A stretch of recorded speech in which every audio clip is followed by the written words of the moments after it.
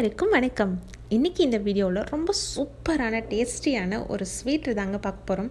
இந்த ஸ்வீட் செய்யறதுக்கு ரொம்ப டைம்லாம் எடுக்காது, சீக்கிரமாக செஞ்சு முடிச்சிடலாம். அதே சமயத்தில் ரொம்ப சாஃப்டாக டேஸ்ட்டாக இருக்கும். இது 90's கிட்ஸோட ஸ்வீட்டு தாங்க. அதில் ஒரு சின்ன மாடுலேஷன் பண்ணி இந்த 2020 ஸ்டைலுக்கு நான் அப்டேட் பண்ணியிருக்கேன். பாருங்கள் எப்படி பண்ணுறதுன்னு பாருங்கள். நீங்களும் கண்டிப்பாக ட்ரை பண்ணி பாருங்கள். ரொம்ப சூப்பராக இருந்துச்சு. நான் இதை செய்கிறதுக்காக 1/2 கப் நெய் எடுத்திருக்கேன். ரொம்ப கம்மியான இன்க்ரீடியன்ட்ஸ் தான் இதுக்கு, ரொம்ப அதிகமான இன்க்ரீடியன்ட்ஸ்லாம் ஒன்றும் கிடையாது. 1/2 கப் நெய் இல்லை வெண்ணெய் கூட சேர்த்துக்கலாம். இதுக்கு 1 கப் மைதா மாவு தான் இதுக்கு நல்லா இருந்துச்சு டேஸ்ட்டு. கோதுமையிலையும் செய்யலாம், ஆனால் டேஸ்ட்டு மைதாவில் தான் நல்லா இருந்தது. இதை இந்த நெய்யில் நல்லா வறுத்துக்கோங்க. இது கொஞ்சம் ஒரு 5 to 7 minutes டைம் எடுக்கும் செஞ்சு வறுக்கிறதுக்காக. வறுப்படும் போது ஒரு ஸ்மெல் உங்களுக்கு ஃப்ளேவர் நல்லா தெரியும். அந்த மைதா மாவு நெய்யில் வறுப்படும் போதே உங்களுக்கு நல்லா ஃபீல் ஆகும், ஒரு ஸ்மெல் சேஞ்சஸ் ஆகும். அது வரைக்கும் நல்லா இது பண்ணுங்கள். நல்லா வறுத்ததுக்கப்புறம் அப்படியே எடுத்து கூல் ஆகிறதுக்காக கொஞ்சம் வெயிட் பண்ணுங்கள். ரொம்ப கூல் ஆறிடக்கூடாது.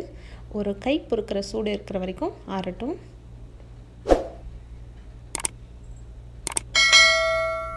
கொஞ்சம் கை பொறுக்கிற சூடு வந்ததுக்கப்புறம் நான் 1/2 கப் கொக்கோ பவுடர் ஆட் பண்ணுறேன்.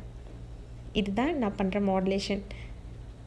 இந்த கொக்கோ பவுடருக்கு பதிலாக நீங்கள் சாக்லேட் மெல்ட் பண்ணி கூட ஆட் பண்ணலாம். உங்கள் கிட்டே கொக்கோ பவுடர் இருந்துச்சுன்னா டைரெக்டாக கொக்கோ பவுடர் ஆட் பண்ணிக்கலாம். இல்லை இன்கேஸ் அப்படின்னா நீங்கள் மெல்டட் சாக்லேட் வந்து இதில் இங்கே இந்த ஸ்டேஜில் சேர்த்துக்கிட்டா கரெக்டாக இருக்கும். இந்த கொக்கோ பவுடர் நம்ம மைதா மாவில் நல்லா மிக்ஸ் ஆகிற அளவுக்கு மிக்ஸ் பண்ணிக்கோங்க. இப்போது 1 கப் பவுடர் சுகரை கொஞ்சம் கொஞ்சமாக ஆட் பண்ணிக்கணும். ஒரே டைமில் ஃபுல்லு சுகரையும் ஆட் பண்ண வேண்டாம். இது பவுடர் பண்ண சுகரு. கொஞ்சம் கொஞ்சமாக பேட்சாக ஸ்ப்ளிட் பண்ணி ஆட் பண்ணுங்கள். இது எல்லாம் அந்த கை பொறுக்கிற சூட்டில் இருக்க அந்த மாவுலேயே நல்லா மிக்ஸ் ஆகணும்.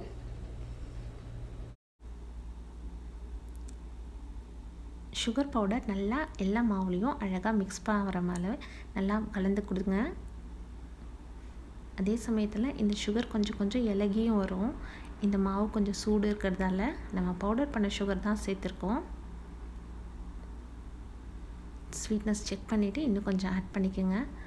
1 கப் மைதாக்கு 1 கப் சுகர் பவுடர் கரெக்டாக இருக்கும். இன்கேஸ் வந்துட்டு உங்களுக்கு இதுவே அதிகமாக ஃபீல் ஆகுது அப்படின்னா கொஞ்சம் கம்மி பண்ணிக்கோங்க. செக் பண்ணி பார்த்துட்டு நீங்கள் கம்மி பண்ணிக்கோங்க. இதை மிக்ஸ் பண்ணதை அப்படியே எடுத்து வச்சுருக்கலாம். இப்போ ஒரு பாக்ஸ்க்கு இது எல்லாத்தையும் ஷிஃப்ட் பண்ணிக்கலாம். இந்த பாக்ஸில் வந்துட்டு நான் ஆல்ரெடி லைட்டாக ஆயில் அப்ளை பண்ணி க்ரீஸ் பண்ணி வச்சுருக்கேன். இதில் தான் இப்போ இந்த மாவு எல்லாத்தையும் நான் மாற்ற போகிறேன். ஒரு ஷேப் கொடுத்து கட் பண்ணுறதுக்காக நான் இந்த மாதிரி பண்ணுறேன். இது எல்லாத்தையும் இப்போ பாக்ஸில் நான் ஷிஃப்ட் பண்ணிட்டேன். இதே ஈவனாக நல்லா ப்ரெஸ் பண்ணி சூப்பராக ஒரு ஷேப்காக நல்லா அழுத்தி கொடுங்க.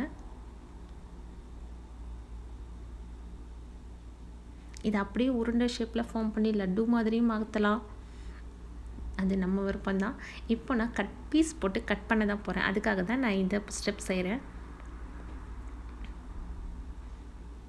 அவ்வளோதான். இதை நான் செட் பண்ணிட்டேன். இதை ஃப்ரிட்ஜில் வந்துட்டு ஒரு ஃப்ரீசரில் வச்சிங்கன்னா ஒரு 10 minutesல வச்சுட்டு எடுத்துக்கலாம். 10 to 15 minutesல செட் ஆகிடணும். அவ்வளோதான்.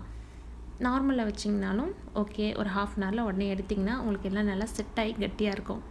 இப்போ நான் அப்படியே ஒரு பிளேட்டுக்கு மாற்றிட்டேன். இதை இப்போது பீஸ் போட்டு அப்படியே கட் பண்ணி சர்வ் பண்ண வேண்டியதான். இது ரொம்ப பிளெயினாக இருக்குன்றதால நான் கொஞ்சம் ஒரு டெக்கரேஷன் பண்ணலாம் அப்படின்னு யோசித்தேன். இது டெக்கரேஷனுக்காக ஒயிட் சாக்லேட் இருக்கு இல்லையா, அந்த ஒயிட் சாக்லேட் மெல்ட் பண்ணி நான் உங்களுக்கு பிடிச்ச டிசைன்ஸ் மேலே போடலாம். இல்லை ஒயிட் சாக்லேட் இல்லை அப்படின்னா வீட்டில் பால் பவுடர் இருக்கும், கண்டிப்பாக இருக்கும்னு நினைக்கிறேன். அது பால் பவுடரை ரொம்ப திக்காக கம்மியாக தண்ணி ஆட் பண்ணி மிக்ஸ் பண்ணி அதை கூட இது போல் நீங்கள் ட்ரை பண்ணி பாருங்கள். எல்லாம் நல்லாயிருக்கும். கண்டிப்பாக செஞ்சு பாருங்கள். உங்களுக்கு பிடிச்ச டிசைன்ஸ் இது மேலே போட்டு அப்படி சாப்பிட்டாலும் ஓகே, இல்லை அப்படியே கட் பண்ணி சிம்பிளாக சாப்பிட்டாலும் ரொம்ப சூப்பராக இருக்கும். விஷயம் என்னென்னா இதனோட ஸ்வீட் என்ன ரொம்ப டேஸ்டியாக நல்லாயிருக்குன்றது தாங்க. கண்டிப்பாக நீங்களும் ட்ரை பண்ணி பாருங்கள். இந்த வீடியோ உங்களுக்கு பிடிச்சிருந்துச்சுன்னா ஒரு லைக் கொடுங்க. நம்ம சேனலை ஃபஸ்ட் டைம் நீங்கள் பார்த்தீங்கன்னா மறக்காமல் சப்ஸ்கிரைப் பண்ணுங்கள். தேங்க்யூ.